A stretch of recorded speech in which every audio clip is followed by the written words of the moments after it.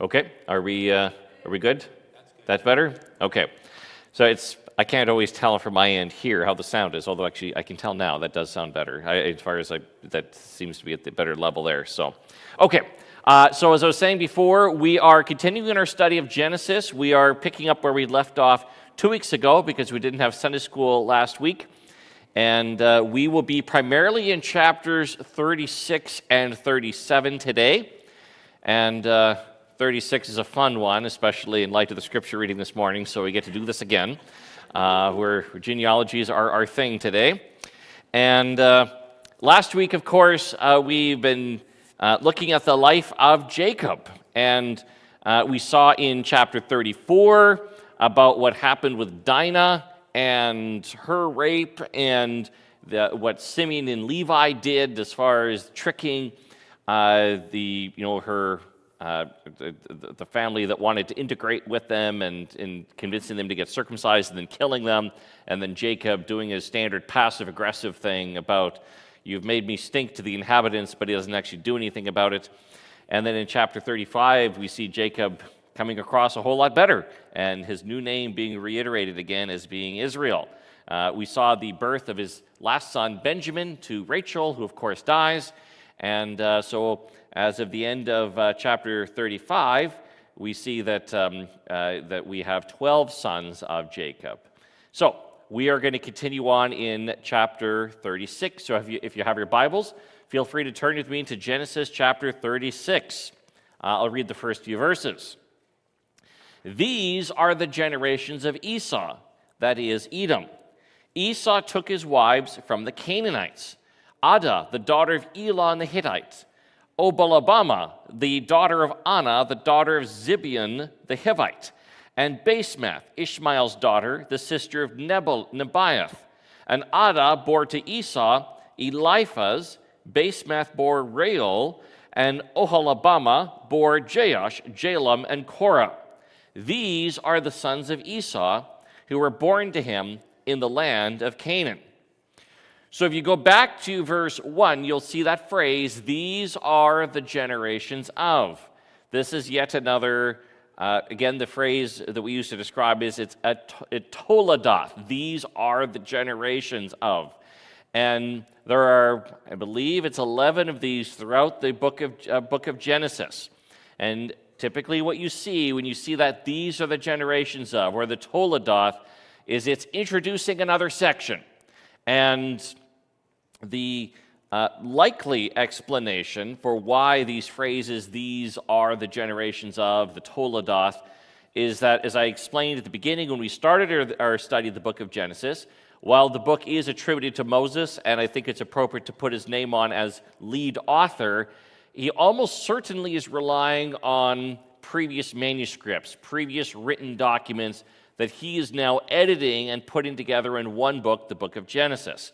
And so it is quite possible, in fact, I'd say it's even likely, that when you see that phrase, these are the generations of, that it's another section that's being incorporated in of something that had been written previously, because it's highly unlikely that Moses is just sitting there hundreds of years later trying to remember all of this from scratch with nothing in front of him, especially with a chapter like this. Clearly someone's keeping written records. I mean, that's the only way to explain why we'd have this list of names. And the focus in this chapter is on the descendants of Esau, which is kind of interesting because Esau's not part of the chosen line. Now, early on, we're faced with a little bit of a problem because it lists here that Esau took, initially it mentions 2 wives from the Canaanites, and it gives the name of Adah, who's a Hittite, and then Oholibamah, also the daughter of this one, the daughter of a Hivite. These names are different than the names we see earlier. So if you go to Genesis chapter 26, verse 34, you'll see the problem. When Esau was 40 years old, he took Judith, the daughter of Beeri, the Hittite, to be his wife, and Basemath, the daughter of Elon the Hittite. And so you see, we do not have a perfect match here. And I'll be honest, there's no simple solution where we could just simply blend these lists together to harmonize them. It's kind of similar to the problem that Pastor Kelby mentioned this morning when you're comparing the genealogies of Jesus. When you go to Matthew chapter 1 and you go to Luke chapter 3, and scholars actually have a number of different explanations that, and each one of them is, has arguments pro and con in terms of explaining why parts of the genealogy would be different. Similar situation here. So why these differences? Why does it have different names mentioned in one section of this book than in others?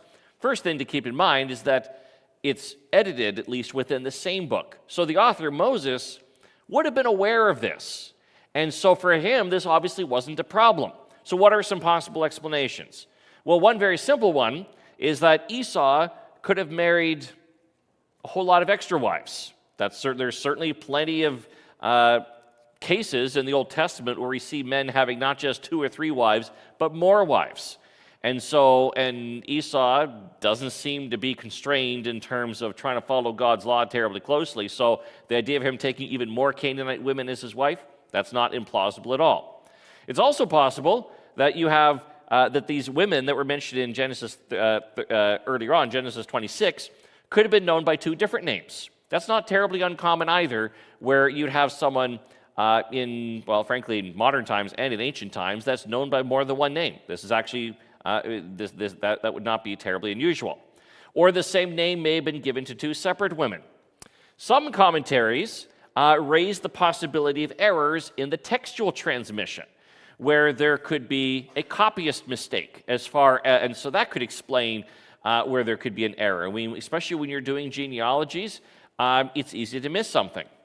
Now, before anyone loses too much sleep over that possibility, going, oh my goodness, does that throw our entire Bible into question? No, it does not. The possibility of copyist mistakes does not impact biblical inerrancy. Inerrancy, the belief that the Bible does not err, attaches to the original manuscripts. Nowhere is it guaranteed that a copyist isn't ever going to make a mistake. In fact, we can say with virtual certainty that there are copyist errors in our Bible. And all you have to do is look at footnotes, where it's not clear sometimes what the text actually says. There are also passages in the Bible where it doesn't appear in more modern translations, but it appears in older ones because more recent, the older manuscripts that were discovered more recently actually don't have those. So yes, copyist mistakes do happen. Now, that doesn't mean that throws that does not indicate at all that means the text is unreliable, because the evidence for the textual transmission being accurate is actually quite strong, particularly with the New Testament, with the Old Testament as well. And these are minor examples, typically along the line of like what we're talking about here. To be blunt, if you're going to not become a Christian because you're not sure of the exact name of Esau's 2 wives, you've got bigger issues. Like if that's seriously what you're going to explain to God for why you rejected the Gospels because, I was a little unclear on some of these genealogy lists. Don't lose too much sleep over it. But there's also, again, as I've listed before, there's explanations that don't even rely on a copyist mistake. I just mentioned some of those. So, all that being said, not something I think we have to worry about a whole lot. So the genealogy of Esau is quite detailed, and you'll see that. So let's continue on here. I'm going to go on to verse 6. Then Esau took his wives, his sons, his daughters, and all the members of his household, his livestock, all his beasts, and all his property that he had acquired in the land of Canaan. He went into a land away from his brother Jacob, for their possessions were too great for them to dwell together. The land of their sojournings could not support them because of their livestock. So Esau settled in the hill country of Seir. Esau is Edom. So we see that both Esau and Jacob have one thing in common. They've both been blessed by God. They have great wealth. In fact, they have so much wealth that they can't dwell together. Their flocks are too big. What a problem to have. And if this sounds familiar, you've got 2 relatives and they can't be in the same area because they've got too much stuff. We see this happen in Genesis chapter 13. As you'll recall, when Abram and his nephew Lot had to separate because they had great wealth. And so Esau and Jacob settle in separate areas. There's no indication here that this has anything to do with animosity. In fact, as we'd seen earlier, Jacob and Esau appear to have reconciled, but they still don't dwell in the same area, so they go their separate ways. Now, we go on to verse 9. These are the generations of Esau, the father of the Edomites in the hill country of Seir. These are the names of Esau's sons: Eliphaz, the son of Adah, the wife of Esau; Reuel, the son of Basemath, the wife of Esau. The sons of Eliphaz were Teman, Omar, Zepho, Gatam, and Kenaz. Timnah was a concubine of Eliphaz, Esau's son. She bore Amalek to Eliphaz. These are the sons of Adah, Esau's wife. These are the sons of Reuel, Nahath, Zerah, Shammah, and Mizah. These are the sons of Basemath, Esau's wife. These are the sons of Oholbamah, the daughter of Anah, the daughter of Zibeon, Esau's wife. She bore to Esau Jeush, Jalam, and Korah. So this section lists Esau's 5 sons and 10 grandsons. And it then sets things up for what we're about to read in verses 15 to 19. So let's continue to verse 15. These are the chiefs of the sons of Esau, the sons of Eliphaz, the firstborn of Esau, the chiefs Teman, Omar, Zepho, Kenaz, Korah, Gatam, and Amalek. These are the chiefs of Eliphaz in the land of Edom. These are the sons of Adah. These are the sons of Reuel, Esau's son, the chiefs Nahath, Zerah, Shamnah, and Mizah. These are the chiefs of Reuel in the land of Edom. These are the sons of Basemath, Esau's wife. These are the sons of Oholibamah, Esau's wife, the chiefs Jeush, Jalam, and Korah. These are the chiefs born of Oholibamah, the daughter of Anah, Esau's wife. These are the sons of Esau, that is Edom, and these are their chiefs. So in this section here, we see that Esau's sons and grandsons produce 14 chiefs. Now, all of the names that are listed here do appear in the previous section that we read, but it also includes the name Korah among the sons of Eliphaz, and some commentators note that that's a bit unexpected because Korah is not included in an earlier list of Eliphaz's sons. Possibly that he was a grandson of Eliphaz, so sort of in a different category there. Then we go on to verse 20. These are the sons of Seir the Horite, the inhabitants of the land: Lotan, Shobal, Zibeon, Anah, Dishon, Ezer, and Dishon. These are the chiefs of the Horites, the sons of Seir in the land of Edom. The sons of Lotan were Hori and Hemam, and Lotan's sister was Timnah. These are the sons of Shobal, Alvan, Manahath, Ebal, Shepho, and Onam. These are the sons of Zibeon, Aiah, and Anah. He is the Anah who found the hot springs in the wilderness as he pastured the donkeys of Zibeon, his father. These are the children of Anah, Dishon and Oholibamah, the daughter of Anah. These are the sons of Dishon, Hamdan, Eshban, Ithron, and Sharon. These are the sons of Ezer, Bilhan, Zavan, and Akan. These are the sons of Dishon, Uz, and Aaron. These are the chiefs of the Horites, the chiefs Lotan, Shobal, Zibeon, Anah, Dishon, Ezer, and Dishon. These are the chiefs of the Horites, chief by chief in the land of Seir. So what happens here, this section lists 5 descendants that are associated with the Horites, the original inhabitants of Seir, which again is that other area.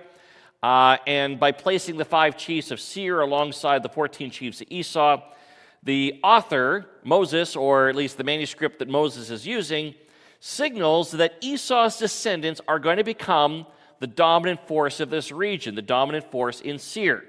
And we see that this does actually happen. So, for example, in Deuteronomy chapter 2, verse 12, it states the following: The Horites also lived in Seir formerly, but the people of Esau dispossessed them and destroyed them before them and settled in their place as Israel did to the land of their possession, which the Lord gave up to them.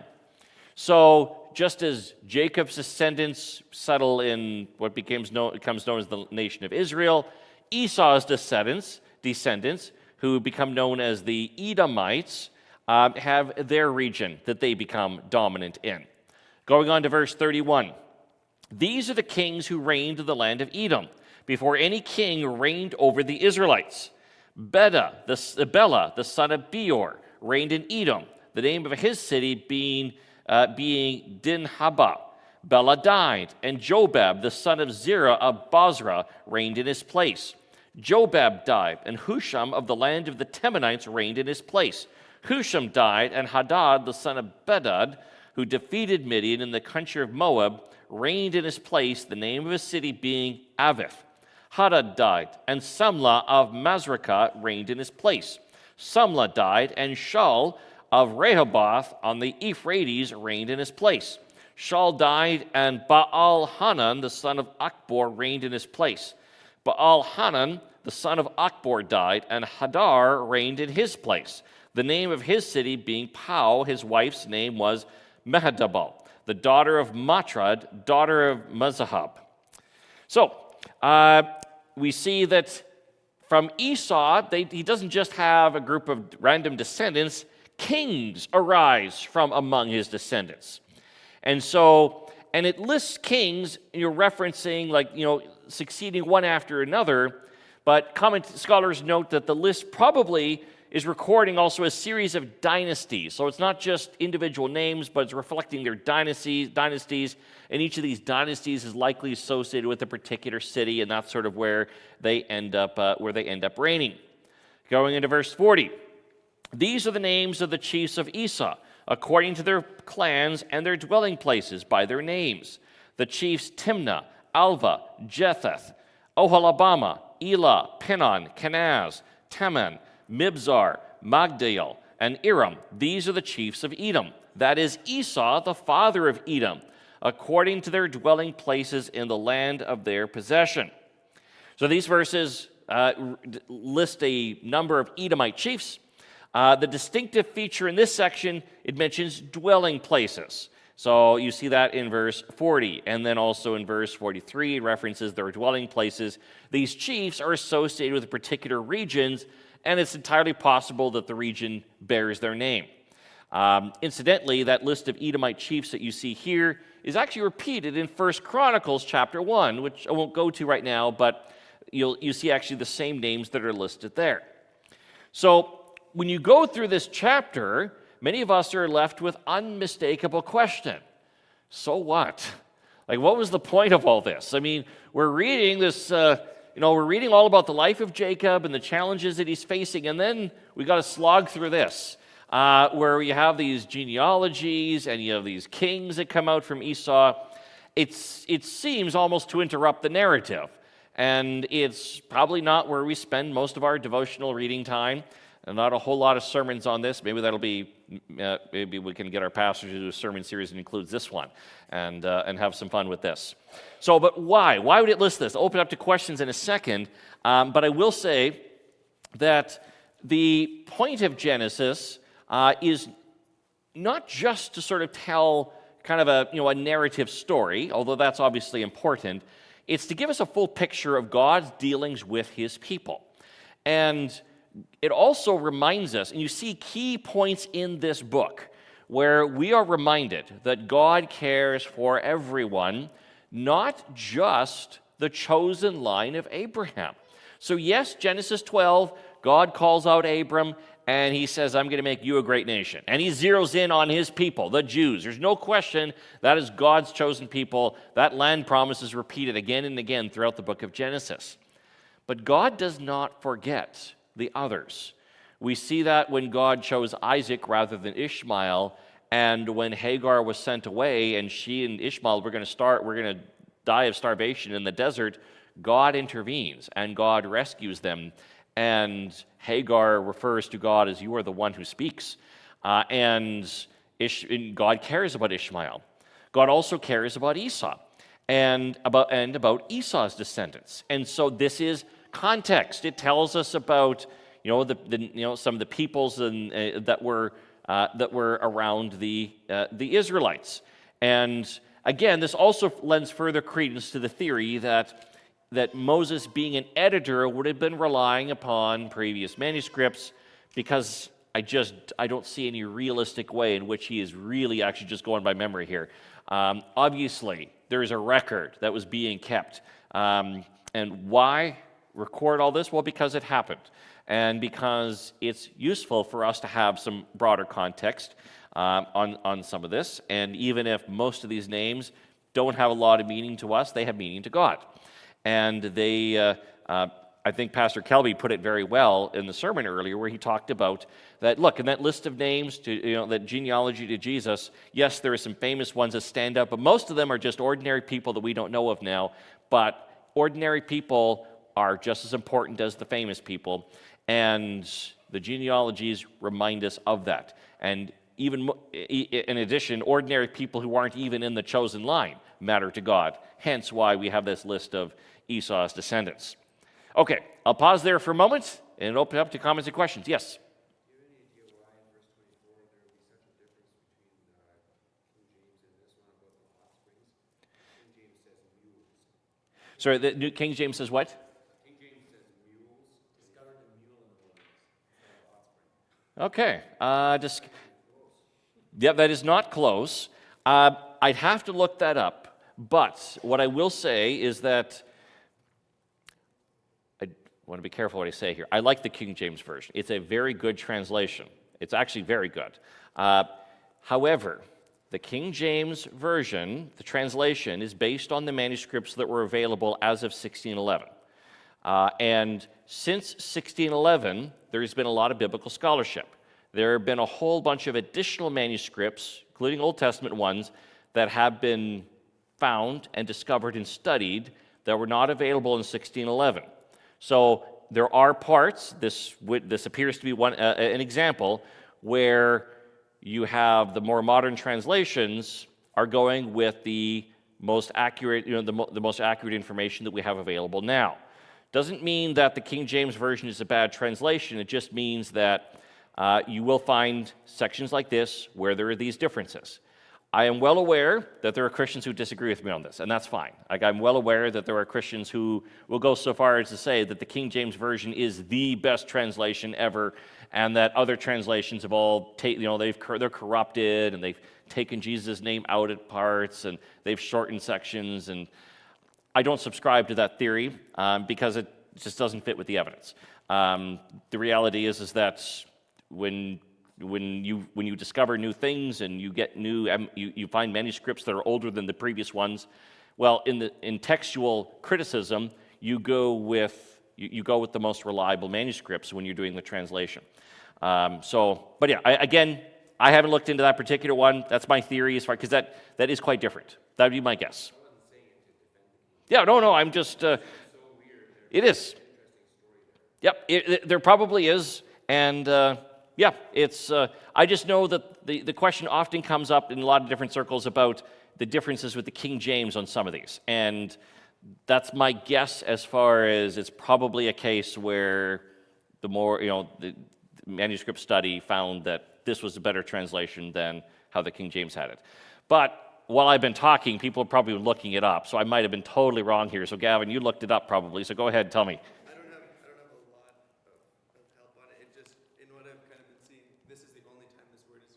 Yep. So they don't have a lot of, in the whole scripture, and so then they don't have a lot of context for actually why, or what this word could mean. Okay. So then, back then they thought it was this. Now we're thinking this is a better way to use that word that's never used anywhere else. That's reasonable too. Yeah, I guess sometimes you just wait for people to look it up and then just say, because there we go. So this is the thing about teaching a class when everyone's got the internet at their fingers. So I try to be careful, try not to make stuff up, because this could go really badly really fast. So, other questions? Yes? I'm just thinking about this genealogy thing. Who did Adam and Eve's sons marry? Well, it depends on which framework you're using as far as old earth creationism, young earth creationism, theistic evolution. The framework that I think is the best supported biblically is the young earth model, in which case they married their sisters. And in turn, because that's the only other women that would have been around, and I know that many people would be going, wait a second, that's incest, that's against God's law. That's prescribed in the book of Leviticus, which is many, many years later. And we actually know from other parts in Genesis that there are other cases where men were marrying relatives. Prime example would be Abraham himself, who married his half-sister, which in later Levitical law was prohibited. But at the time, it had been permitted. Possible theories on why this is the case? Well, one of the reasons why incest is really bad is there's genetics behind this. I mean, you've got a whole lot of, you're just far more likely to produce children that have serious genetic abnormalities if you're producing children with a close relative, which is one of the reasons why why it's illegal. You can't. But at the time of Adam and Eve, you wouldn't have had all the genetic defects. Again, if you're using the young Earth model. If you're old Earth or young Earth, or for your theistic evolution, then of course theistic evolutionists would say that there are a whole bunch of other people around already, and they would have a totally different explanation. But yep. Other comments or questions? I was curious about Amalek. He's mentioned a little bit, and he's a illegitimate child of. Yeah. That is we're in verse. Are we in verse? It's closer to the beginning. Yeah, verse 11 and 12. Yeah. Around there. Is it talking about that Timnah was a concubine of Eliphaz? She bore Amalek. Yeah. I was curious, like, would this be the Amalek of the Amalekites? Because he's also not mentioned as like, he doesn't end up being a chief, but a bunch of Yeah. chiefs. I'm not sure on that one. The question is this an Amalek, the Amalek that becomes the father of the Amalekites? I'm not sure on that one. I'm trying to remember here. I know that when Lot with his two daughters, they had through that whole situation, there were two sons. No, wasn't Amalek. It was Moab and Ben Ammi. So possible, but because the text doesn't say that this is the Amalek that leads to the Amalekites, I couldn't say. So yep. But if someone wants to look it up online and just give me the correct answer, then feel free. So, other comments or questions? Yep. About when you do research online, how can you discern whether the information that you're receiving is actually reasonably accurate or Yep. just someone's assumptions? Very good question. The question is, when you do research online on this or in any other topic, how do you sort of discern that it's reliable as opposed to unreliable? Yes, this is something I talk about with students. So a few things here. What I do personally, like in terms of Bible study, when I'm looking things up, is I have my go-to resources where, I'll give you an example. The ESV Study Bible is excellent. It's put together by multiple scholars from different denominations who have their credentials and who teach at respected institutions. So when I'm looking at my ESV Study Bible with all the detailed notes in there, that's sort of a go-to thing. If I find some random article on the internet by someone I don't know, and it totally has something completely different from my ESV Study Bible, I'm going to go with the ESV Study Bible. So in general, you go with study Bibles that are produced by reliable scholars. You prioritize that ahead of internet articles. Similarly, I would go with Bible commentaries that are written by people that I know who they are and I know what their credentials are. And again, that goes higher than articles on the internet. Now, as far as going to articles on the internet, you look at who the author is and who's publishing it. Massive red flag if it's some independent ministry and you're not really clear who the author is and they're saying something that seems really you've never heard before and doesn't appear anywhere else. There's an old saying that I didn't make up. I've heard it from someone else. I don't know who I heard it from, but there's a lot of people I've heard say this, that if you come up with a new idea based on the biblical text, you're probably wrong. Like you probably are. Like it's just so if you think you found some new special interpretation that no scholar before you has discovered, it's probably because you're doing a terrible job of reading the text. Because we've got thousands of years of serious scholarship, or at least the last few hundred years of scholarship, where you can actually check in some of these things. So with the internet, look at who the source is. If that article is written by someone that, I know who that is, I know what their credentials are, I'm going to move that up. But if it's anonymous, or it's written by someone who they don't have a lot of credentials and they're kind of independent and they're not really with the church, they're just doing this independent thing, I'm going to be a whole lot more skeptical. And so I have, and again, Bible commentaries are really handy. Like, this is where you got to pay. You got to pay for them, and you get your Bible commentaries. You can get them in electronic form too, but just pick a couple that are your go-to. And again, one of my go-to is ESV Study Bible. I have a few others, but the ESV Study Bible is a really handy. It's I'll usually go to that one first, where it's just really handy and it's really good. Like, it's got excellent introductions to each book, and it's not right about everything. There are parts where I think that, I think some of the other scholars are correct, but it's not going to give you crazy stuff. So if you have a reliable study Bible, you're 95% of the way there, and you're probably going to you're not going to fall into the heresy trap. You're probably not going to go crazy. So hope that helps. Yes, Sam. I'll just comment on the interesting mixture of the Seir and Esau's genealogy. Yeah. Like in other genealogies throughout the Bible, you have a very linear, this is the genealogy of this person, and Yep. it goes through that person's genealogy. Mhm. But in this case, it's a mixture of Seir Yep. and Esau all bundled together in one thing. Yeah, it is an interesting genealogical list where you do have a mixture. It's not just a straight chronological order, and which would make it lots of fun to map it out if you wanted. I'm not going to do that here, but yes, it is quite the list. Okay, we're going to carry on. I'm going to go to the next chapter here. Go to chapter 37, where I think this next part's a little easier. Jacob lived in the land of his father's sojournings in the land of Canaan. These are the generations of Jacob. Joseph, being 17 years old, was pasturing the flock with his brothers. He was a boy with the sons of Bilhah and Zilpah, his father's wives. And Joseph brought a bad report of them to their father. Now Israel loved Joseph more than any other of his sons, because he was the son of his old age. And he made him a robe of many colors. But when his brothers saw that their father loved him more than all his brothers, they hated him and could not speak peacefully to him. We see these are the generations of. You see it at the beginning of verse 2, the Toledot. And we're introduced now to Joseph. So we find that he's a 17-year-old young man, and he works as a shepherd alongside his half-brothers. And it mentions here that he's with the sons of Bilhah and Zilpah. Now remember, Jacob has 4 wives. He has Leah and Rachel originally, and then Leah and Rachel each have a slave girl that they give to Jacob to help get the baby count up. And so so he's with the sons of Bilhah and Zilpah, and some commentators note that perhaps it's a sign of even greater tensions with the sons of Leah, because he's not with the sons of Leah, like Reuben and Judah and such. He's with the sons of Bilhah and Zilpah, the concubines.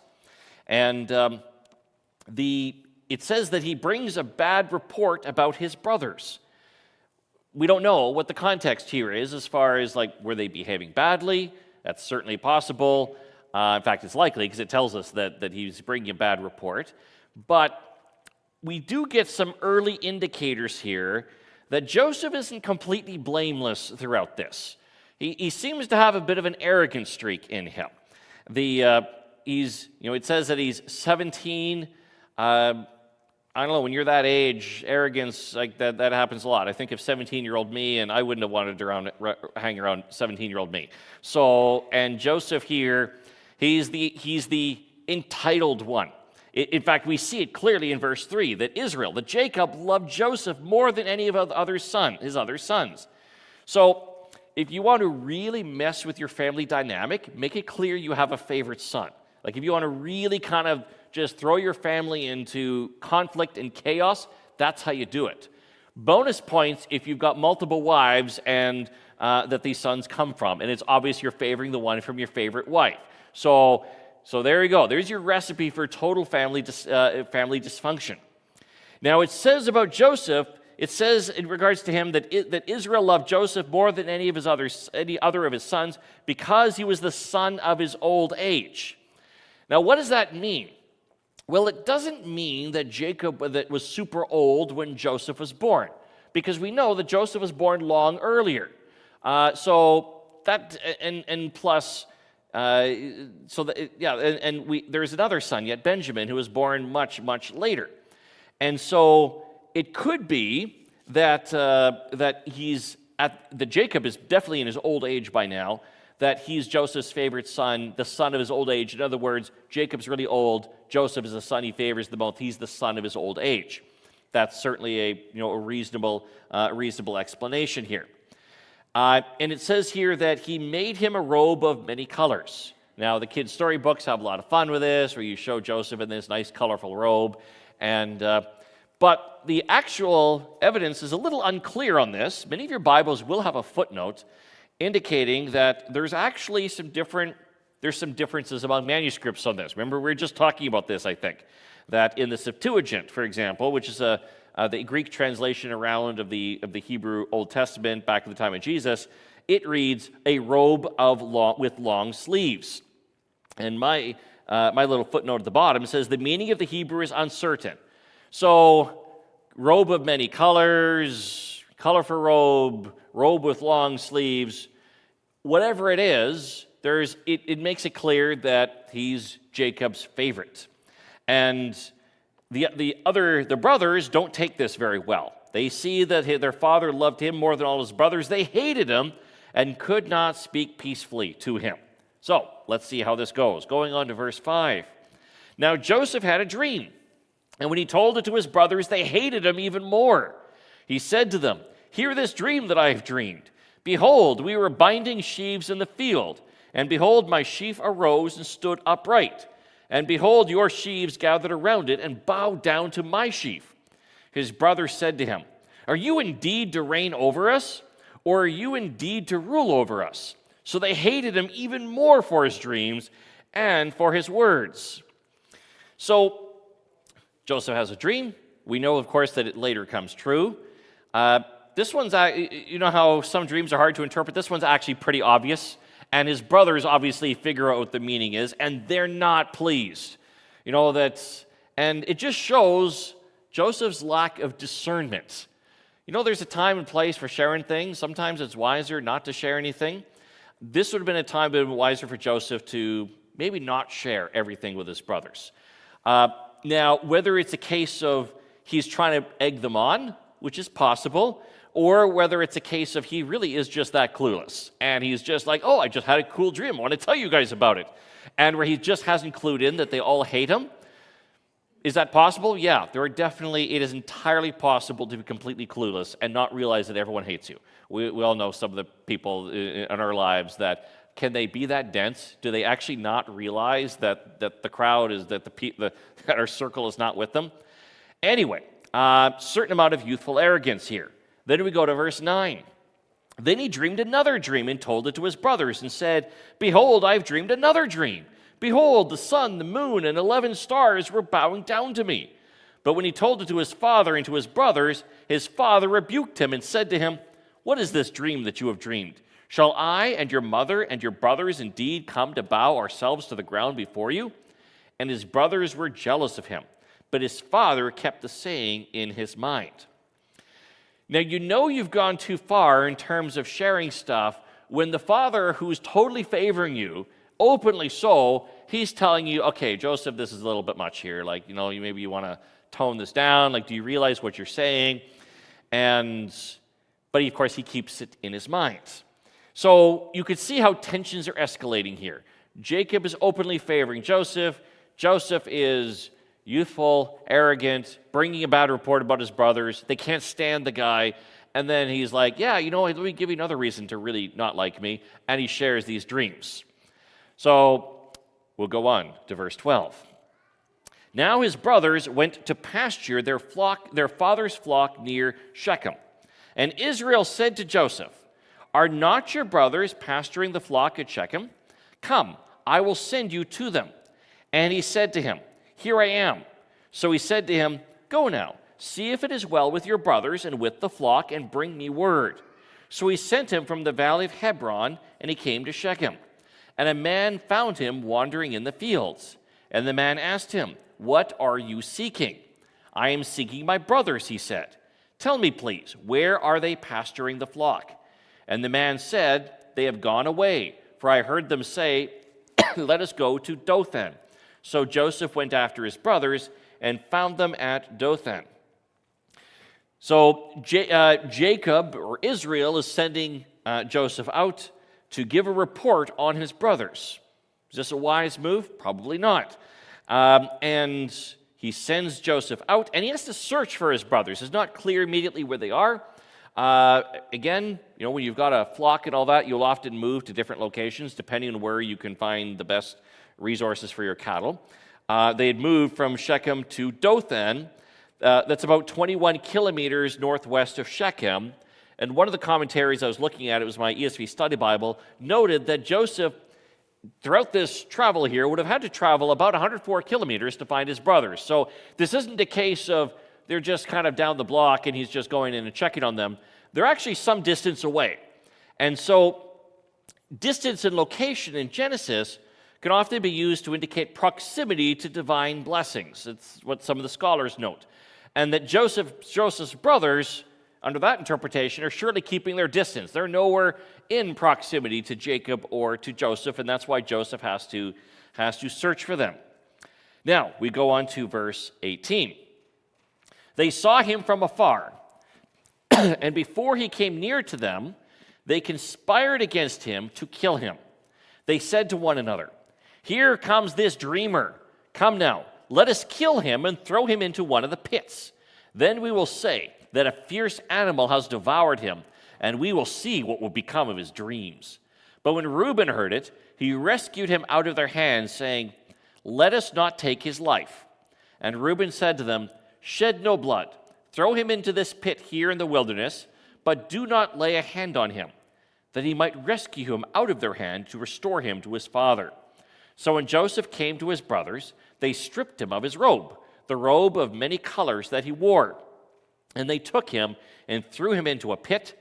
The pit was empty. There was no water in it. So things have gotten very serious. The brothers hate him, and you can sort of lose sight of just how much you have to hate someone to do this. They really hate Joseph. This is far beyond just some minor brother squabbling. So, I know that, for those of us that have siblings, there are times growing up that you kind of have conflict with your siblings. This is a whole other level. Keeping in mind as well, they're also adults at this point, and they're doing this. And so they come up with a plan where initially they're like, we're going to kill him and just throw his body into the pit. And then we see Reuben, who's the eldest, where he's like, we shouldn't take his life. Let's just, we're not going to shed his blood. We'll throw him into the pit. Reuben had a secret plan that, I'll just get them to, we'll tone it down here. We'll just have him thrown into the pit, and then I'll rescue him later. That's his thinking. Now, what's Reuben's motives here? Well, it's possible that he's trying to redeem himself with Jacob. Remember earlier on, Reuben did something really bad. He slept with Bilhah, one of Jacob's wives. That's a big no-no.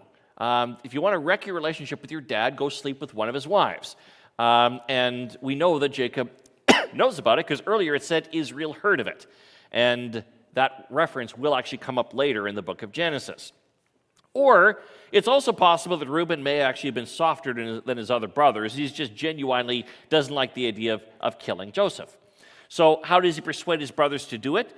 It looks like the way he was able to persuade them, because they wanted to kill him, was that he basically said, we'll throw him into the pit and he'll die there because there's no water there, and then we won't technically have killed him. If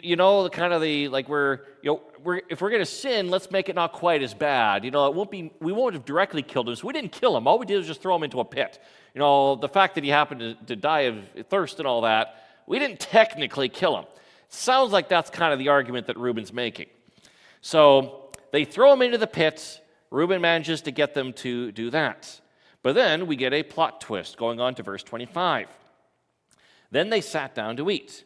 And looking up, they saw a caravan of Ishmaelites coming from Gilead with their camels bearing gum, balm, and myrrh on their way to carry it down to Egypt. Then Judah said to his brothers, "What profit is it if we kill our brother and conceal his blood? Come, let us sell him to the Ishmaelites, and let not our hand be upon him, for he is our brother, our own flesh." And his brothers listened to him. Then Midianite traders passed by, and they drew Joseph up and lifted him out of the pit and sold him to the Ishmaelites for 20 shekels of silver. They took Joseph to Egypt. So Joseph is in the pit. They see this caravan of Ishmaelites. These are, of course, descendants of Ishmael, Abraham's other son. And Judah, who's the fourth in line, he's a son of Leah, just as Reuben is. Reuben's the firstborn. Reuben is fourth on the list. And he says, let's sell him into slavery. You'll notice what he does. He saves Joseph's life, because Reuben's plan relies on the brothers going away and Reuben coming back and rescuing him. There's no guarantee that's going to work. Judah actually does save him, but he saves him by selling him into slavery. Now, is there something better about his character being indicated here? Some commentators suggest that's possible, that he is actively trying to save Joseph's life, and that he's actually doing a better job of it than Reuben, because note how he actually takes on the issue head on. Reuben is just kind of passively like, okay, let's not kill him, we'll just throw him into the pit. Judah's actually saying, okay guys, no, seriously, we need to really think this through. What profit is it, like, if we kill our brother and then hide it? Let's sell him to the Ishmaelites. That way we haven't technically killed him. Our hand won't be upon him. He's our brother. He's our flesh. Like, come on, technically he's our brother. We're not going to kill him. And we can make some money too. So you can see that he kind of goes that line. And now, is he motivated more by profit? Well, that's also possible. It's probably a bit of both. And they sell him for 20 shekels of silver. How much is a shekel? A shekel is like 2/5 of an ounce, or 11 grams. And interestingly, like 20 shekels of silver, like to us nowadays, like, what does that actually mean? Is that, if you are making this story up many centuries later, good luck trying to guess like what the prices of a slave is, with the currency at that time. Well, we actually know from the ancient Near East, from the Code of Hammurabi, which is an ancient legal code which is actually written prior to the books of Moses. It's actually the oldest legal code that we have. I share some excerpts of it with my law, or I used to anyway, I don't teach law anymore, but when I did, I'd share it with my law students, and I tell them this is the oldest legal code we have a copy of, and then I ask them, do you know what the second oldest is? And then eventually, it's right here, it's the Mosaic legal code. Anyway, in the Code of Hammurabi, what is the legal price of a slave? 20 shekels of silver. It actually matches. And so it's just interesting that little details like that actually match with the historical record. So they sell him for 20 shekels of silver. Joseph is on his way to Egypt. Going on to verse 29. When Reuben returned to the pit and saw that Joseph was not in the pit, he tore his clothes and returned to his brothers and said, "The boy is gone, and where shall I go?" Then they took Joseph's robe and slaughtered a goat and dipped the robe in the blood. And they sent the robe of many colors and brought it to their father and said, This we have found. Please identify. Let me just make sure I'm reading. Did I skip ahead? No, I'm reading that correctly. Okay, when Reuben returned to the pit, they saw that Joseph was not in the pit. He tore his clothes and returned to his brothers and said, "The boy is gone, and where shall I go?" Then they took Joseph's robe and slaughtered a goat and dipped the robe in the blood. And they sent the robe of many colors and brought it to their father and said, "This we have found. Please identify whether it is your son's robe or not." And he identified it and said, "It is my son's robe. A fierce animal has devoured him. Joseph is without doubt torn to pieces." Then Jacob tore his garments and put sackcloth on his loins and mourned for his son many days. And his sons and all his daughters rose up to comfort him. But he refused to be comforted and said, "No, I shall go down to Sheol to my son, mourning." Thus his father wept for him. Meanwhile, the Midianites had sold him in Egypt to Potiphar, an officer of Pharaoh, the captain of the guard. So you could see that Reuben returns to the pit. And so obviously, Reuben had separated himself for a time from the rest of his brothers. We don't know why, but the transaction happens when Reuben is not there. And Reuben comes back, and he's like, he tears his clothes, and he's like, what's going on here? Where's Joseph? He's not in the pit.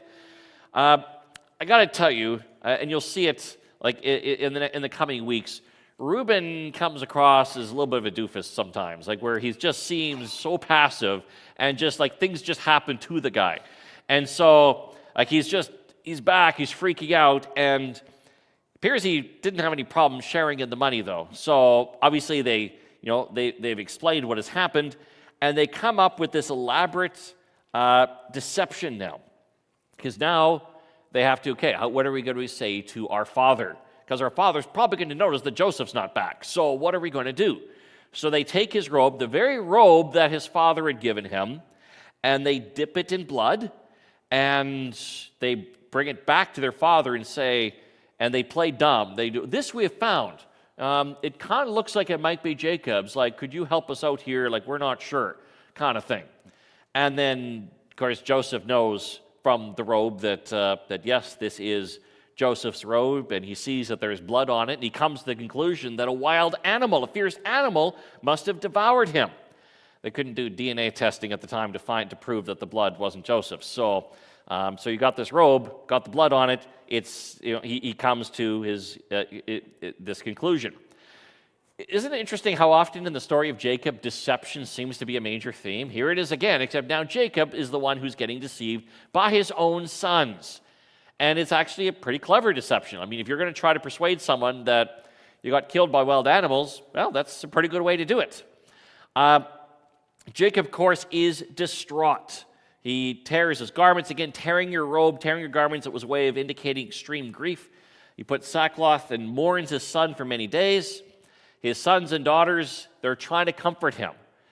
That would have been interesting. And we know from later on, this has an impact on the sons. The text doesn't tell us it here, but we know from later, in their later interactions, when they're speaking amongst themselves when they're in Egypt, this is clearly like that made an impact. They're feeling some serious guilt here. I mean, you got days and weeks where they've just got oh, Dad, we're so sorry. Like this is terrible and all that. Yeah, I wonder what had happened. I mean, that's got to wear on your conscience. Probably more on the conscience of some brothers than on others. There's an interesting phrase that Jacob used when he says, he refuses to be comforted. He says, I shall go down to Sheol, to my son, mourning. Sheol is the place of the dead. In a lot of Bibles, and I'm not trying to pick on it, in the King James, for example, not in this verse, but elsewhere, you'll actually, I don't think it does this one in this verse, but the word Sheol is often just simply translated hell. And so you'll actually see all these references to hell in the Old Testament, and it's actually Sheol. And Sheol is simply the place of the dead. And who goes to Sheol? Who goes to the place of the dead? Everyone. It's the grave. It's so Jacob say, I'm going to go to Sheol. And it's everyone goes to Sheol in the sense that everyone dies, everyone goes to the place of the dead. And then, of course, we know at this time, this part in biblical history, not a lot of afterlife information is provided. In fact, the Old Testament is very quite limited in terms of afterlife info. You have to get to the New Testament to get the details. But there's hints of it. And so Jacob hears, I'm going to go to Sheol. I'm going to go to the grave. I'm going to die mourning is basically what he's saying. That's what's going to happen. We find out that Joseph has been sold to Potiphar, who is one of the officers of Pharaoh, the captain of the guard. We'll obviously see more about him next week. But I'll pause there because, we're actually at the end. Let me quickly mention 2 points of application. I'll open it up to comments and questions. There's a couple of obvious ones here. One, in regards to Joseph, is be careful not to become proud when God blesses you. God has given us blessings. Many of us have skills in certain things, or we have resources, or money, or whatever. And it's not bad to be blessed. It's good. It's good to have gifts and skills and money, and but don't let it make you proud. And certainly earlier in Joseph's life, you do see some indicators of Joseph let it get to his head, and that didn't work out so well for him. And then, second point of application, watch out for the poisonous effects of jealousy. This is what it looks like when jealousy consumes you. And this isn't good. I mean, this is, when you get to the point where you're going to murder somebody because you're just that jealous of them, you've really lost the plot. But you lose the plot a whole lot earlier. This is why, later when Jesus talks about he was angry with his brother, he was guilty of murder. He kind of he's saying that, and basically I think the point that he's making when he says that is that you've already you've started down this path here. You've already committed a sin. So we don't have the luxury of, well, I'll be jealous, I just won't be as jealous as Joseph's brothers. I'll just let it simmer. No, that's bad too. So we got to be careful there. Okay, I'll open up to comments and questions.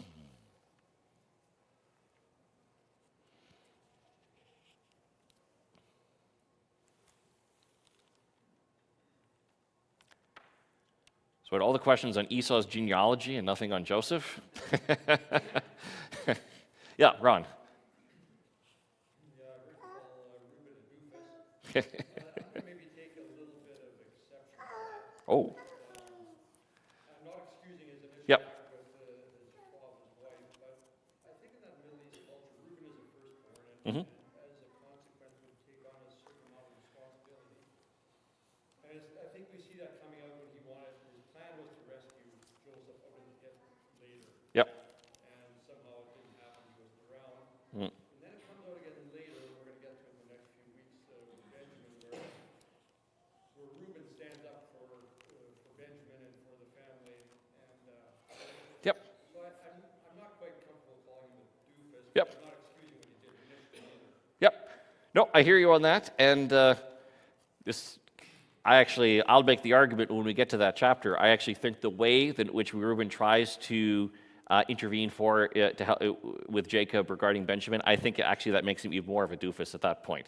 But we'll have to sort of see there. I mean, we'll see. I mean, it's we may not agree exactly on Reuben's character, but I take your point, and I am having a little bit of fun here too. I mean, because we sort of make our own extrapolations on that. So, but yeah, other comments or questions? Yep. We obviously can't give an answer to this, but I'm curious, how he misses an entire caravan of traders coming through, but all the other brothers were obviously. Yeah, I mean, he might have just gone a separate way for the day. I mean, and some distance away, dealing with the cattle over, the flock over here. Perhaps to think. I mean, so that one, it's possible. I mean, it's especially if we got some significant distances here that are involved, and we don't have, and it looks like some significant time has passed in between. So, yeah. Other comments or questions? Okay, I will close with prayer in just a second. Next week, we'll be in chapters 38 and 39. So next week, we'll be starting with the inspirational story of Judah and Tamar. And so that will be an interesting one. It's another one that doesn't make it into the kids' storybooks. So we'll find out why next week. So read ahead if you want to sort of see about that, read that story. Okay, I will close with prayer, and then we're dismissed. Heavenly Father, Lord, I just thank you again that we can study your word, and that there are a lot of details in your word and in the book of Genesis that frankly are often hard to understand, and sometimes we wonder why we're there, but we remember that it is part of your grand narrative and how you worked with your people and with those who weren't even part of your chosen people, but you love them nonetheless.